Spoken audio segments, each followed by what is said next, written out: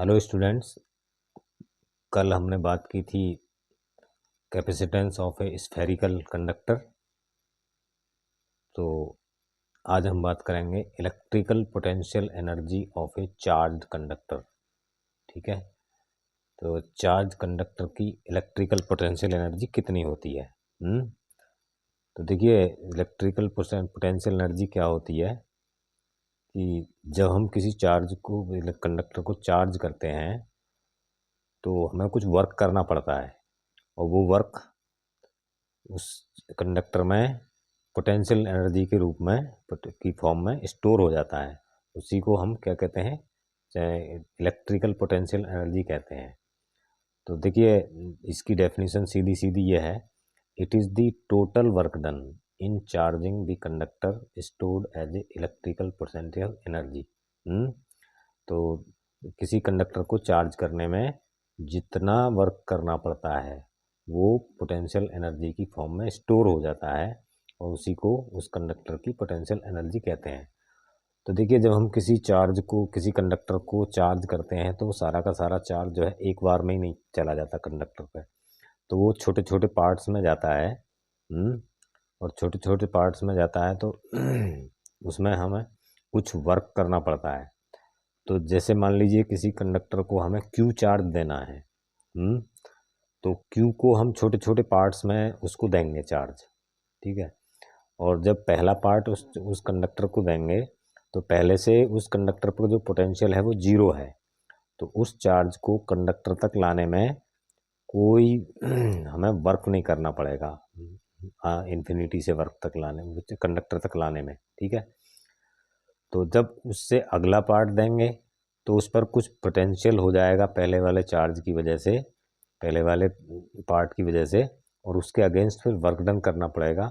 तो इसी तरह से वो वर्क डन जो है, जैसे जैसे हम चार्ज बढ़ाते जाएंगे तो रिपल्सन, फोर्स ऑफ रिपल्सन बढ़ता जाएगा, क्योंकि पहले से चार्ज है तो वो रिपल्सन करेगा फोर्स का। तो फोर्स ऑफ रिपल्सन बढ़ता जाएगा तो वर्क डन भी बढ़ता जाएगा। और जब हम फाइनल चार्ज देंगे तो फाइनल चार्ज देने पे उसका पोटेंशियल मान लीजिए V हो जाता है। ठीक है, तो लेट ए कंडक्टर क्या है? हैविंग ए कैपेसिटेंस, एक कंडक्टर मान लीजिए जिसकी कैपेसिटेंस C है, और when it is given A charge, जब उसको चार्ज Q दिया जाता है तो उसका पोटेंशियल V हो जाता है। तो तब हम कैपेसिटेंस की डेफिनेशन से V is equal to Q upon C होता है इक्वेशन। ठीक है, और अब इसका देखिए, तो यहाँ तक बात क्लियर है। तो if small charge D Q is given to the conductor, अगर मान लीजिए कोई स्मॉल चार्ज डी क्यू पहले वाले पे हम कंडक्टर को देते हैं, तो उसमें स्मॉल वर्क डन कितना करना पड़ेगा? D W is equal to V D Q, potential की डेफिनेशन से, क्योंकि W is equal V is equal to W upon Q होता है, तो W is equal to V Q. तो D W is equal to V Q होता है, तो यहाँ मैं लिख देता हूँ since V is equal to W upon Q. ठीक है, इससे आता है। तो अब मान लीजिए, तो ये हो गया। अब इसमें v की वैल्यू रख दीजिए यहाँ से ऊपर से, तो ये हो गया q upon C D Q. ठीक है, यहाँ तक क्लियर हो गया। अब जब जब किसी एक पार्ट को चार्ज देने में इतना वर्क करना पड़ता है, तो मान लीजिए उसको टोटल चार्ज देना है हमें 0 से q तक का, तो उसमें कितना वर्क करना पड़ेगा कंडक्टर को। ठीक है, तो उसे फिर इसके इन छोटे छोटे पार्ट्स का इंटीग्रल कर देंगे। ठीक है, तो इसका इंटीग्रल कर देंगे तो क्या होगा? W is equal to integral D W, और इसकी लिमिट लगाएंगे 0 से q तक, तो q upon C D Q. अब 1 अपॉन सी को बाहर निकाल लेंगे, क्योंकि c जो है वे कांस्टेंट है, कैपेसिटेंस, और q का इंटीग्रल करेंगे विद रिस्पेक्ट टू q। तो यही जो है वो पोटेंशियल एनर्जी होगी, जो वर्क डन है यही आपकी पोटेंशियल एनर्जी होगी। तो जब ये पोटेंशियल एनर्जी होगी तो ये हो जाएगा 1 अपॉन सी, और इसका हो जाएगा क्यू स्क्वायर बाई 2। ठीक है, इंटीग्रल के फार्मूले से इंटीग्रल जानते होंगे आप। तो अब इसकी लिमिट लगा देंगे 0 टू क्यू, तो 1 अपॉन सी, तो इसकी जगह पर देखिए पहले अपर लिमिट लगेगी, तो क्या हो जाएगा? Q square by to minus zero square by to, तो ये तो जीरो ही हो जाएगा यहाँ। तो Q square by to 1/c Q square by to. तो अब देखिए ये तो u का जो फार्मूला निकल के आता है वो ये आता है क्या, u is equal to Q square by two सी।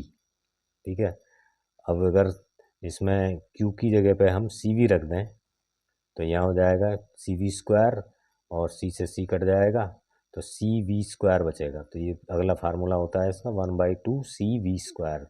तो चाहे तो ये लगाएं चाहे ये लगाएं, ठीक है। चाहे न्यूमेरिकल करेंगे तो इसमें हम वो लगाएंगे क्या, u इज इक्वल टू, अगर q और c की वैल्यू दी हुई है तो ये वाला फार्मूला लगाएंगे, अगर c और v की वैल्यू दी हुई है तो ये वाला फार्मूला लगाएंगे। ठीक है, तो इस पर एक और फार्मूला बनता है, c की वैल्यू रख दीजिए क्या, c की वैल्यू क्या होती है q अपॉन v, तो q अपॉन v, इससे अगला फार्मूला भी बन जाएगा। तो देखिए ये वाला फार्मूला बन जाएगा और u is equal to Q upon V square. ठीक है, सी की जगह पर रख दिया हमने तो v से एक पावर कट जाएगी तो 1/2 क्यू वी, तो एक फार्मूला ये बन जाता है। तो बिल्कुल सिंपल सा है, इसमें कुछ नहीं है। तो तो ये वाली एनर्जी निकालने का आपकी समझ में आ गया होगा पूरी तरह से। तो इस पर एक प्रॉब्लम देखते हैं क्या है। तो प्रॉब्लम है इस पर, देखिए न्यूमेरिकल किस तरह से आ सकता है इस पर। तो एक conductor having the capacitance 100 mu F, एक कंडक्टर है जिसकी कैपेसिटेंस क्या है 100 mu F microfarad, is charge up to 200 volts, 200 volt तक इसे चार्ज किया जाता है। फिर इसको डिस्चार्ज किया जाता है एक रेजिस्टेंस के द्वारा जिसका रेजिस्टेंस 2 ओम है। कैलकुलेट द हीट प्रोड्यूस, तो जब इसको डिस्चार्ज करेंगे तो कुछ हीट, क्योंकि रेजिस्टेंस में हीट पैदा होगी ना, तो वो हीट प्रोड्यूस कितनी है वो निकालनी है। तो हीट प्रोड्यूस जो होगी वो इसकी एनर्जी, जितनी एनर्जी स्टोर है वो सारी की सारी कायम बदल जाएगी हीट में। तो हम ही H is equal to U, अब चूँकि इसमें सी और वी दिए हैं तो सी और वी वाला फार्मूला लगाएंगे क्या, 1/2 सी वी स्क्वायर। तो इसमें वैल्यू रख दीजिए इसकी, तो क्या रख देंगे इसमें वैल्यू देखिए, तो ये हो जाएगा 1/2, सी की वैल्यू रखेंगे ये 100। तो देखिए इसमें वैल्यू रख देंगे हम क्या, तो 100 इंटू 10⁻⁻6 जिसे फेरेड में बदलेंगे, और ये हो जाएगा आपका, और देखिए वोल्ट, तो ये हो जाएगा 200 का स्क्वायर। ठीक है, तो ये आ जाएगा आपका आंसर 1/2 इंटू, इसके पावर इसकी कम हो जाएंगी, ये देखो 100 10⁻⁻6, और देखो ये हो जाएगा आपका 200 इंटू 200। तो देखिए कितनी जीरो हैं, 6 जीरो हैं, दो ये रही, दो ये, तो ये 10⁻⁻6 जो है ये इससे कैंसिल हो जाएगी। तो ये हो जाएगी 1/2 इंटू 1 इंटू 2 इंटू 2, क्योंकि ये 10⁻2 यहाँ आ गई, 10⁻2 यहाँ, 10⁻2, ये पावर कैंसिल हो गई इसकी। तो अब ये इससे कट जाएगा तो ये हो जाएगी 2 जूल, 2 जूल। ठीक है, ये आएगी 2 जूल हीट जो है, अब चाहे तो इसे कैलोरी में बदल लो लेकिन जूल में ही रहने दो।